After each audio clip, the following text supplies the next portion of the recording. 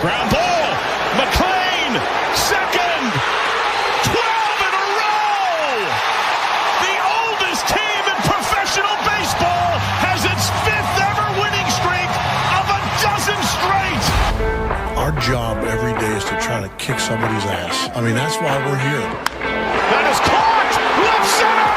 Reds win.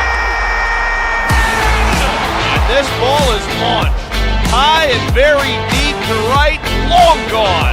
It's second of the night. Elly De La Cruz. Short lead for Pena. Larkin drills it. Do you believe this? It's going to be gone. Back to back. Walk-off home runs. How about this? He's back. He's back. He's back.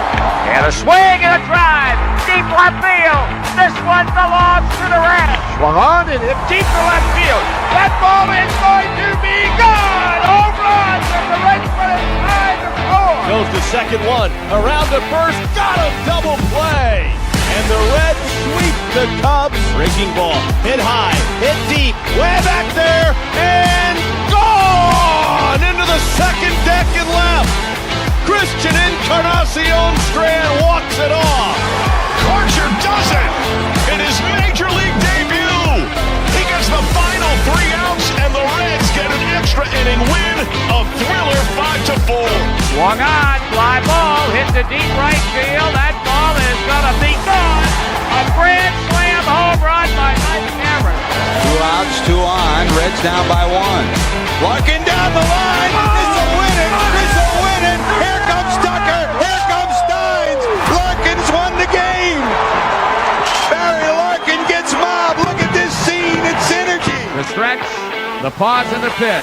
And a line drive, base hit left center field. A single for Aaron Boone. And this one belongs to the Reds. The Reds have won 8 in a row. Kobayashi with a long look turns it loose, and Dunn hits it to deep right. It's all over. And this one belongs to the Reds. The Reds have won their 5th game in a row. They've defeated the Cleveland Indians on an Adam Dunn 3-run home run, 4-2. In on the corners at first and third. 2 on, nobody out. Here's Royce Ring pitching, no bunt. Ground ball by the third baseman into left field. Jay Bruce rounds third. And this one belongs to the Reds. That's hit pretty good. Guess what? He doesn't need speed. That's gone. He's the king of the Queen City tonight. With 1 out here in the 11th inning, you sure got to go now. Swung on, pull down the left field line. That ball is going to get the winning run in. Here comes Jay Bruce rounding third, heading toward the plate. And this one belongs to the Reds. Huge situation for Votto. Why you paying the big bucks to deliver the goods with 2 outs in the 9th inning? Can he do it? In the gap right center field, and Votto delivers the goods. Hit deep center field. Hank Hill going back at the warning track. Oh, he gave one. It's gone. Joey Votto is delivered. Hello, Reds fans. Welcome in. Today is May 26th, Memorial Day, 2025, and we are excited for another Chatterbox Reds pregame show. I'm Mike, and with me is a guy who's insistent on taking the positives out of our offense hitting this past weekend rather than the negatives of our bullpen. Ricky Logan, how are you doing today, bud? Doing well. I wanted to take a moment just to talk a little bit today about what today means, but I guess mostly to me, but I guess as Americans as well, is like Memorial Day. While it's somewhat of a celebration, it's also a day of remembrance. I have a very large military family. Luckily, I haven't had to deal with losing somebody in the military, like losing them in war or combat. So I'd like to take a moment today just to thank everybody that's either served or lost their lives in the military. Yeah, completely agree. That's why we decided to wear our matching American flag hats today. Didn't quite fit over my headphones, so this is what we're working with today. I'm sure we're going to say something really meaningful, and then Kirby's going to clip it up, and no one will listen to anything I'm saying because of this ridiculous hat setup I have going on here. But we're going to go with it until it falls. Maybe we won't go with it, but yeah, I just want to add to that. We learned last night have a meaningful Memorial Day. just want to be thankful to all that have served and have paid the ultimate price for the freedom that we get to enjoy. So I'm really excited that we get to be a part of something that honors them and then gets to play some baseball on that day. So yeah, let's talk about a little bit about the baseball that we got going on today. We start a new series with the Kansas City Royals in Kauffman Stadium in Kansas City. And I think right off the bat, we are ready. We are ready to put the Cubs series behind us. That just left some bad tastes in our mouths. It's tough because it just really felt like offense was taking advantage of the poor pitching, and we just kind of were outclassed by their offense. So let's hope that we can turn that around and move on to starting a new winning streak here with Kansas City. But there was some relatively breaking news that kind of nobody changed in the lineup. It just like order-wise, it just kind of switched up who was playing where. There was a late change. It was announced that Garrett Hampson was playing third. And then Elly obviously was the shortstop. I think Hayes was the DH and Lux was the left fielder. But they've changed it, so Elly is now the DH. Garrett Hampson is playing short, and then Gavin Lux, who apparently wasn't able to play third earlier this week, but can now. Who knows? Is playing third base with Hayes out in left field. It's very clear.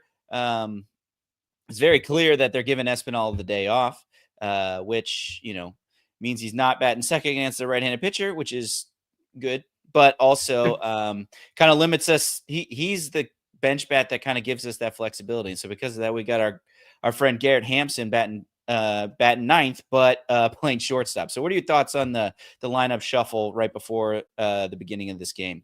Yeah, you took the word right out of my mouth about Lux not being able to play third base on Monday versus Pittsburgh.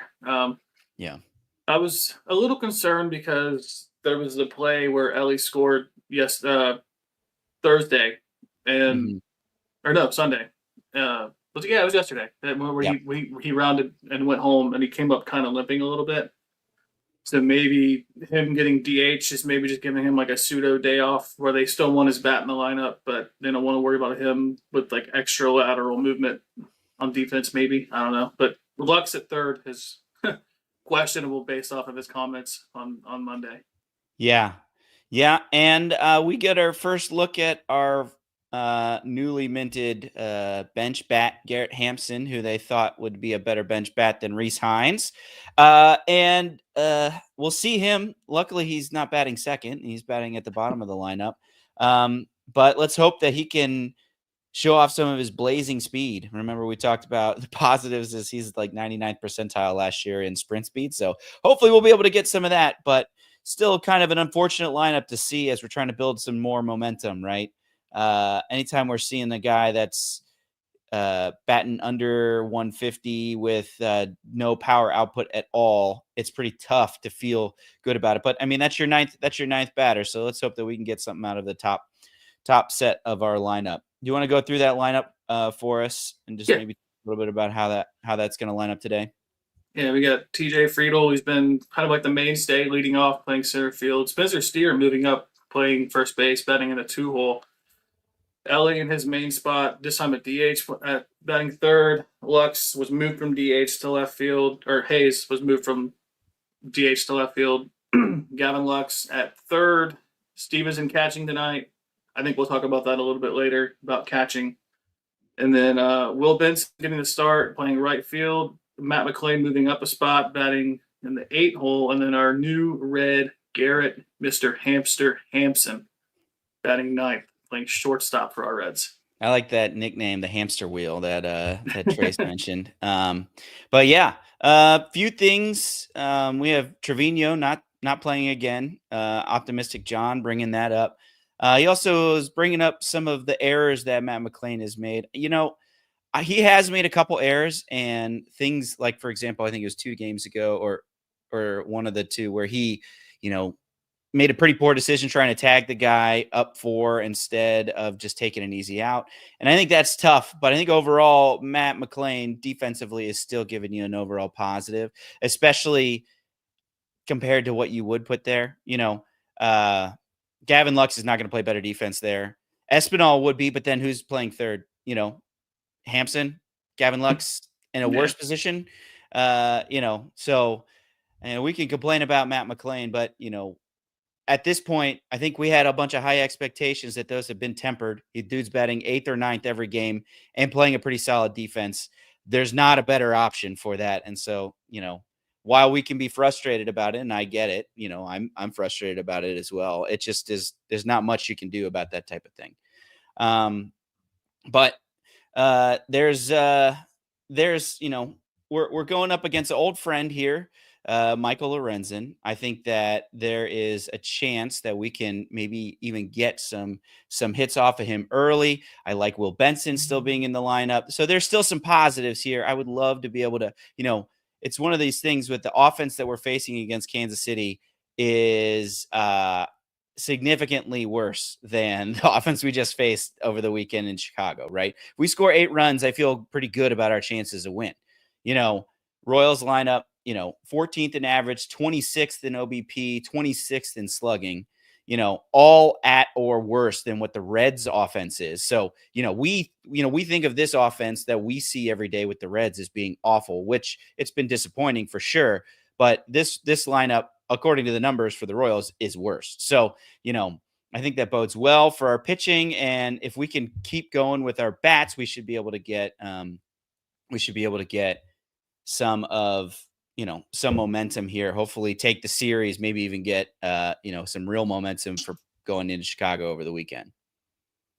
Yeah. And Lorenzen's going to be a tough matchup for our team. We'll talk about that a little bit when we go more in depth with the pitching matchup, but he threw a no-hitter 2 years ago versus Washington. So yeah, when he was with the Phillies, that's right. Yeah, and that was, I don't know. He was kind of made available. There were some rumors that the Reds might try to make a move after him at the trade deadline, which they ended up not doing. But yeah, the Reds lineup isn't doing too well against him.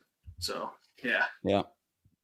And before we move on, I just ask that everyone like the show. It really does help us and Chatterbox to get the word out about these shows, but it also helps the Reds. I know, John, you're a little down on our likes equals wins. I just think that the reasoning is just that we're not getting enough likes. So if we can get more likes, then I think it will, we give our Reds a better chance to win. And this is a team that I think we can go about doing that. You mentioned Michael Lorenzen, but let's talk about the Reds starter, Nick Martinez. Nick Martinez has been a pretty good starter for us, very passable. I think there was a lot of complaining about, how much he was getting paid, but, hey, we're at a point now where it's like, he's been consistent. He's been available. He's not walking people. And, I think that's more than what you can ask for here. Yeah, and he's gone 6 innings in his last 5 starts. That's what you want, especially with our bullpen not performing too well the last few games against the Cubs. And he's gone his last 5 starts, 31 innings, and 1.74 ERA, 20 strikeouts, and 4 walks. So, I mean, if we can get some of that versus this lineup, I feel really confident about tonight. Yeah, that would be great. The big ballpark, Kauffman Stadium, is very large outfield. It's a pitcher's park for sure. So hopefully we can be running things down out there. Big Red Machine, why is Hampson starting at shortstop? If you missed the beginning of it, it's pretty clear that Espinal is getting the day off. And then also Elly seems to be nursing something. It's not clear what. I'm not sure if we've had any reporting on what leg, what may be hurting, but he is hurt enough to maybe not want to play in the field, but they want to keep his bat in the lineup, and so he's DHing. And that's why we have our friend Garrett Hampson starting at shortstop for us. Something that I never thought we would see that day here.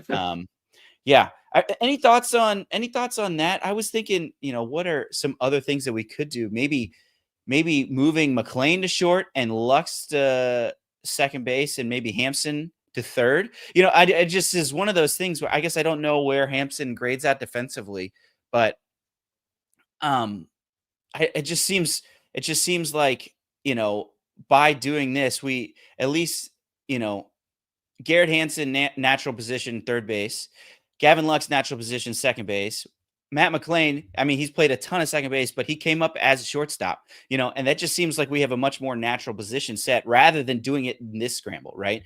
Gavin Lux at third. I don't know when he's last played at third base, but clearly he's not good enough at third base for Tito to have any real big trust in him unless it's a pinch. This is like Austin Wynn's his one game that he started at first base, right? And then Hampson at short, and then Matt McClain at second. It's weird to me why we wouldn't try to maybe get some more continuity with how the defense would be looking. What are your thoughts on that? Yeah, Baseball Reference has him listed as a center fielder, second baseman, and shortstop. So I guess having him at third originally was kind of him out of position a little bit. But I think McClain would be a better shortstop positionally than Hampson would be, especially just because he's played there recently. I mean, I get he had the whole year off last year, but I don't know. You're not going to move him to center because you're not going to put Friedl out of position, and you're not going to move around the outfield with Elly at DH. But yeah, I mean, I guess where it's at is okay. I'm confused by Lux at third though, just based off the comments from last week. But yeah, I don't know. It may be something where he doesn't want to move Matt off of second base. He's just like keep him. He's been struggling, and you want to keep some semblance of normalcy with him there. I don't know. Like I said, I'm not privy to those conversations. I don't know whether that's a reasonable thing. That may be something that maybe doesn't make sense to us, but maybe is preferred by the players. I don't know. It's still a little bit puzzling. We'll see what ends up happening. Maybe they feel that second base is, they are, would potentially see more action here than third base, and may have more impact to have a good defender at second versus at third. I don't know. Once again, I'm not sure what it is, but this is how they're choosing to go about doing it. I see also optimistic John mentioned where's Arroyo. So Arroyo's still at Double-A, and he actually left last night's game with a undisclosed injury in the fifth inning. So unfortunately, it doesn't seem like that is an option for us. Let's hope. The fact that Elly is playing today, even though he's not playing short, to me signals that this is not something that we hopefully need to be too worried about. That maybe just a day off here will help get him back to being able to play again tomorrow. That'd be my guess. Hopefully, I hope that's the case, because the options down at AAA are not great when it comes to middle infield. And, there isn't a Will Benson or a Reese Hines sitting down there as a ready-made call-up. Let's just put it that way. So then we're starting Espinal at shortstop or something like that. And I don't think that's great either. But let's talk a little bit about the Royals lineup.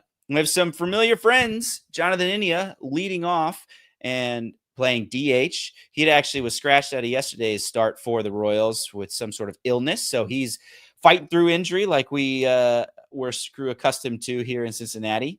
But he will be batting first and DHing. Then their superstar Bobby Witt Jr.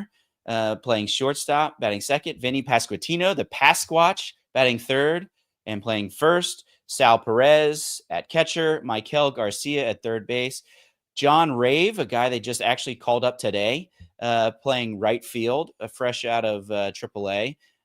Nick Lofton in left field. Nick Massey batting eighth, playing second base. And Kyle Isbell in center field, batting ninth. And we talked about Michael Lorenzen, right-handed pitcher, is starting for the Royals. So what are your thoughts on this lineup that Nick Martinez is going to have to navigate through here?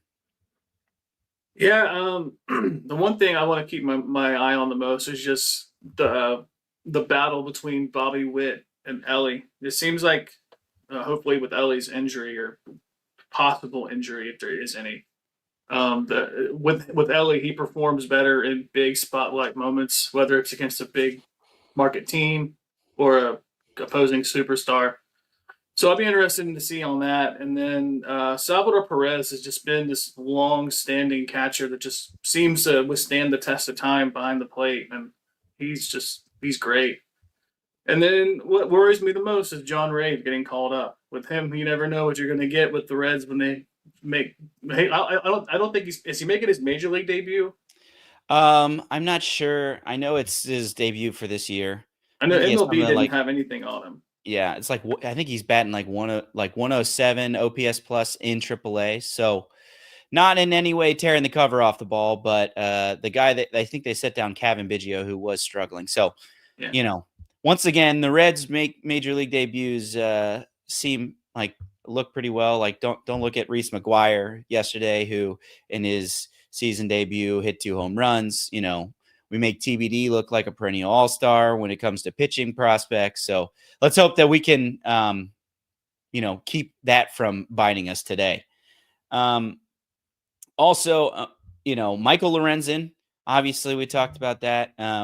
You can, I think you have a few stats on how current Reds are batting against us.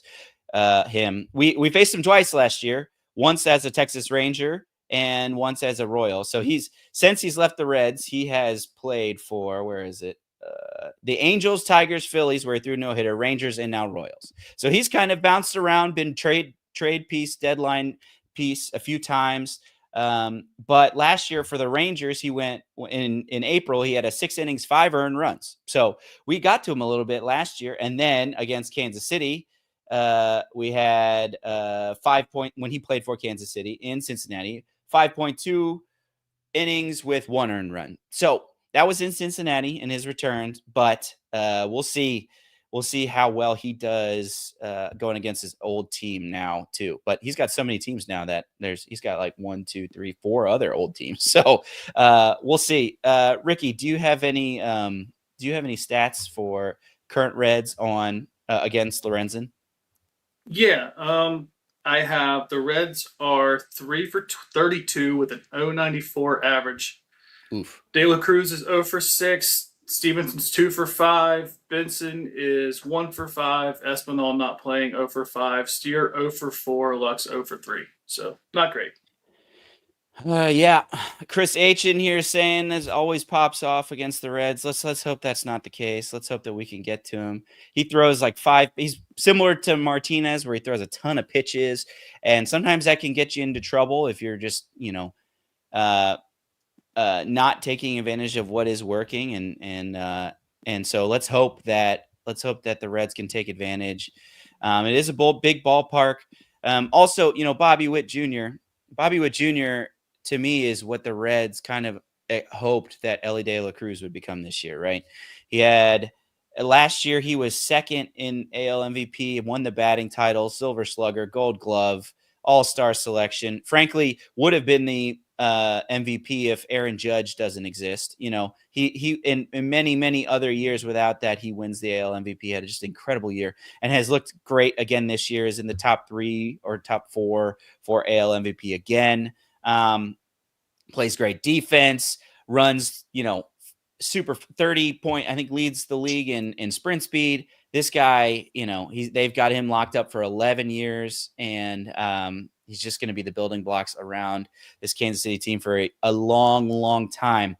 And I think the Reds were really hoping that Elly would take that leap. Bobby is a little bit older, I think, maybe a year older than Elly. So hopefully that is in our future. We can see something like that. But, it's sad to see something like that and then expect that from Elly. I think that's part of the issue, because Elly has been okay. And not awesome, but we just really expected him to take the leap, and I don't think we've seen that so far this year. Yeah, you really want your superstar to be what other superstars around the league can be, and Elly's going to get there. I have full confidence that he'll get there. It's just, it's going to take some time. Elly's got a little bit more to work with too, switch hitting, and he's just longer, so more levers to work with and everything like that. So, yeah, Witt's a phenomenal player. Yeah. Let's hope that we are able to manage him, unlike we were able to manage Pete Crow Armstrong last weekend. But we're not going to talk about that anymore. Oh, now you're going head on the. Let's see if I can get this back on here. There we go. Our matching Reds American flag hats. There we go. Oh, barely staying. This is what the inside of it looks like. Okay. Now that we've talked a little bit about that, let's move to the pitching path to victory. I'm not going to lie. You look at the bullpen, and it doesn't look good. very taxed. I think it gave up 22 earned runs over the weekend, which is not great. But the last 3 days, let's see, the last 3 days we have Ashcraft 53 pitches, Suter 49 pitches, Santillan 44 pitches, May 42 pitches, Barlow 38 pitches. I think the only positive is that Pagan had the day off yesterday, and so did Santillan. So those guys would probably be available, but I'd imagine Ashcraft probably not. Most people on that list, maybe not even, including Barlow against his old team, or a team that he has played for. So, I think this means even more that we need length out of Martinez today. We need a gem out of him because this bullpen needs it. This bullpen is taxed. It's been, frankly, bad. It was not good. Probably should have. I think we probably should have swept the Cubs. I think somebody brought that up earlier. Somebody brought it up in the chat. Joe Resna should have swept them. You have a 4-run lead in the 7th in both of those games, and you can't find a way to win, and that's really demoralizing. So hopefully we can get just a long outing from Martinez, and then maybe you shut the door with Santillan and Pagan, and then move on to tomorrow's TBD starter and look to try to get that. What are your thoughts on that, Ricky? Yeah, the bullpen. Yeah, it sucks. We finally get the offense turned around where we're scoring 6-8 runs a game, and then the bullpen just kind of falls apart. But you can't have it every week, every game. But yeah, I think we probably won't see Ashcraft and probably Barlow today, just because of the last few games. But hopefully we won't need them. Hopefully, like you said, we're just give us Santillan and give us Pagan, and then we're shutting the door down for a win. Yeah, especially since if you look at Kansas City's bullpen, it's not really nearly as taxed. I think Carlos Estevez, their closer, he pitched yesterday, but only I think 15 or 16 pitches. So Lucas Ursig, their setup man, he's rested from yesterday, and their bullpen's pretty good, 15th in ERA, so smack dab right in the middle. But that's a volatile stat. You want to know something crazy? The Reds were in the top 10 going into the Cubs series in bullpen ERA, and now they're 21st. So, one blow up bad series can really smash a bullpen ERA. But let's hope that we can do that to Kansas City's bullpen ERA this week. What's the weather looking like out in Kansas City? They're kind of close, but it's looking like a beautiful day out in the greater Cincinnati area. So right now it feels like 57 with a 25% chance of rain. Winds are blowing in at 13.5 miles per hour. And by 6 p.m. we're looking at 63 degrees. Feels like 56 with 12.5 mile an hour winds blowing in from right field. That's fine. We don't want to hit home runs anyway. All we wanted to do is string hits together. So maybe that helps the Reds. That wide open outfield, spray some hits around. Who knows?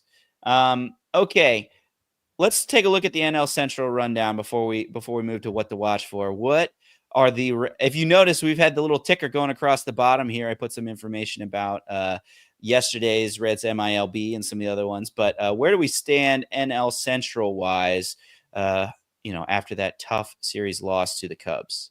Fortunately, the Brewers aren't doing too hot, so we're still tied with the Brewers. We're tied for third. Somehow, yeah. Cubs 32-21, Cardinals 30-23, and the Pirates are 19-35. The Cubs, they are playing the Rockies. They are up 1-0.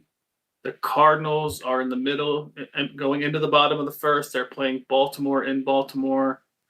The Brewers are up 1-0 versus Boston at just into the fourth, and the Pirates, they play tonight at 8:10 in Arizona. Gotcha. Oh, Chris H is saying that the Pirates did what they did to us to the Brewers this past weekend. Go figure. Who knew? Pirates, man, they can do it to more than just us. That's great. Pesky Pirates. I know those pesky Pirates. That happens when you got good pitching. Yeah. So hopefully for the rest of the, we can string together some wins. Hopefully win this series. I really would like us to get out in front and win this first game. Partially because we need to reverse the bad vibes from last weekend, but also I'm not going to try to get greedy and try to break that streak. What is it? If you lose, I think it's 34 straight series. If we lose the first game, we don't win the series, something like that. Let's just avoid that. Clearly, we got a problem with it, and let's just win the first series. How's that? First game, and we don't have to worry about that. Does that feel good to you? Yeah, but the problem is if we lose the second game, we're not taking the rubber match. Well, we got to win the first two to get. Hey, I'm fine with that. We Yeah. do that. We beat Lorenzen.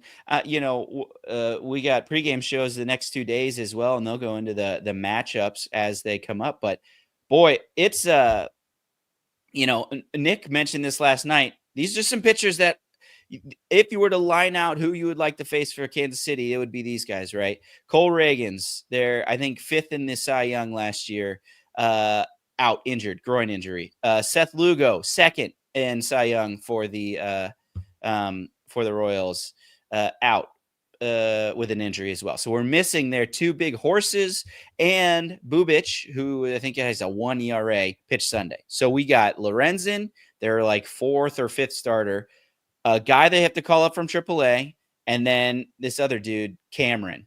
I don't remember his first name. So hopefully we can make hay like we were making hay with the Cubs series. To be honest, like the Cubs pitching was bad, and we scored some good runs. 8 runs normally is enough to win. So hopefully we're able to take advantage of that with Kansas City as well, and we can get going.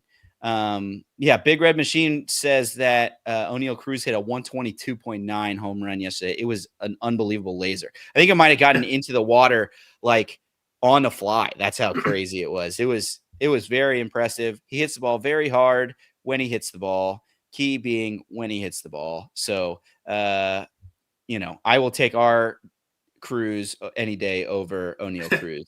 Yeah, I've seen some rumors about him possibly being made available this trade deadline.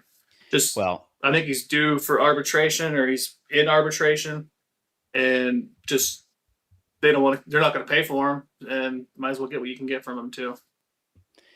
Yeah. Hopefully, who knows?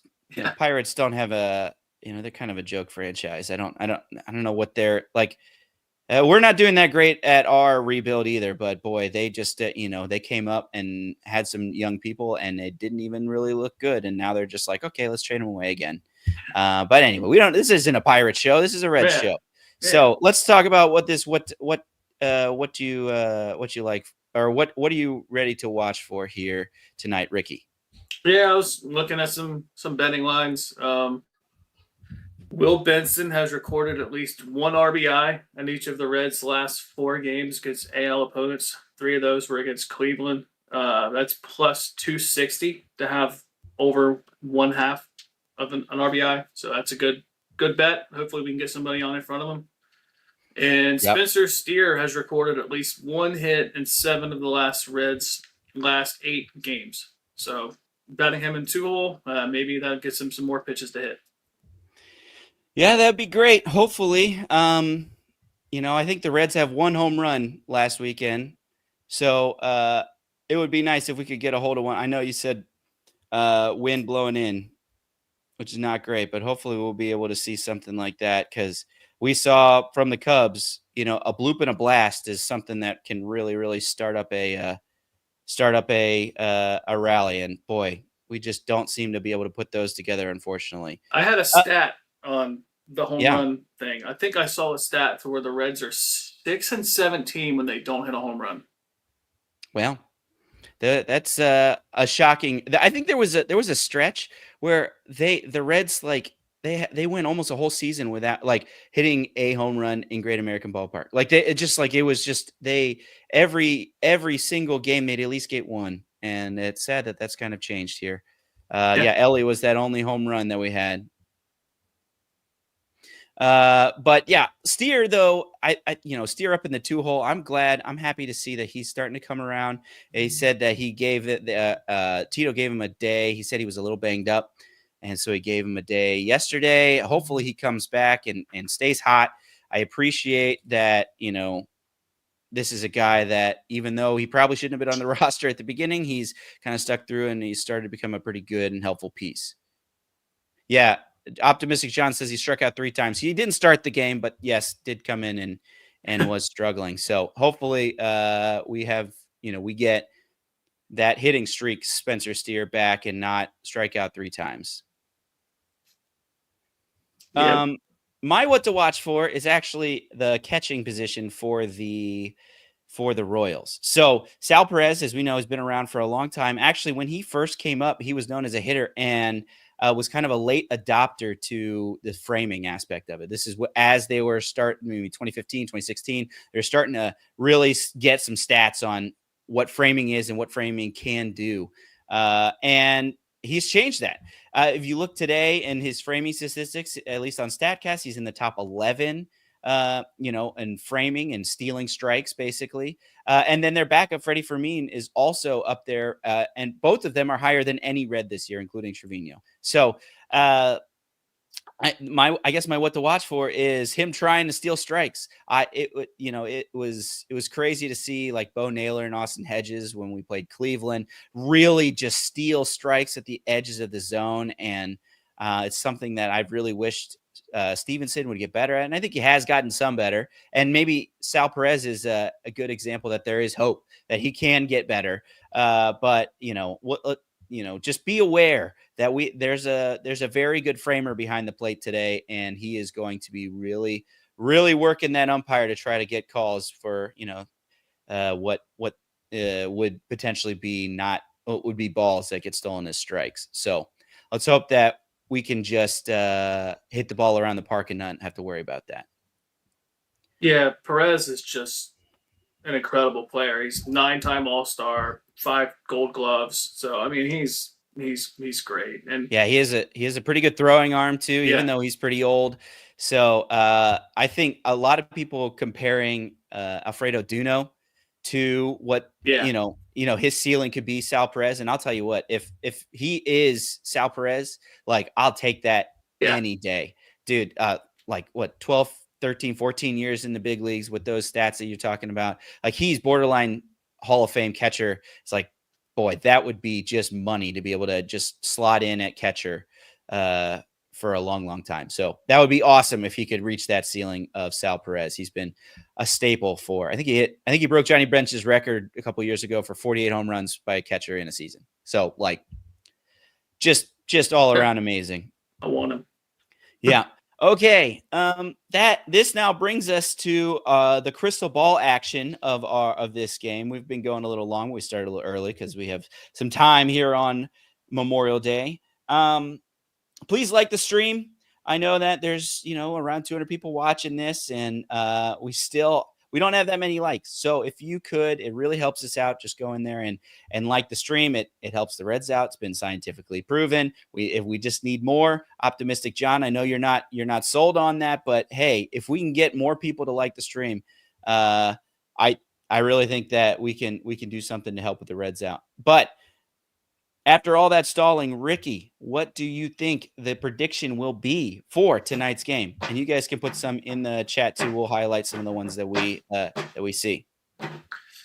Yeah, I think we're going to get some runs. I think we're going to keep our offense hot. And I think our newcomer, Garrett Hampson, Mr. Hamster, is going to get on. He's going to steal a base, and he's going to get a run. So he's going to have an impact today just because I want him to. Nice. And he is going to be responsible for one of our 5 runs. So we're going to 5-2. 5-2. Okay, 5-2 Reds, I'm assuming. Yes. Yes. Okay. Wow. I was going to have Garrett Hampson in there. I was going to have him with 2 bunt hits. The sprint speed man himself with 2 bunt hits. And then I think that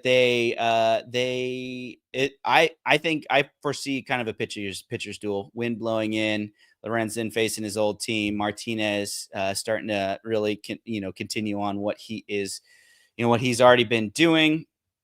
I think we see a pitcher's duel, and the Reds win it 2-1 after Nick Martinez goes 7, and Garrett Hampson drives in the game-winning run on a suicide squeeze of Will Benson on third base. So Reds win 2-1, and everybody's happy again. Nick and Trace will be happy again as the guy that we buried earlier in the week comes through and becomes the Red legend.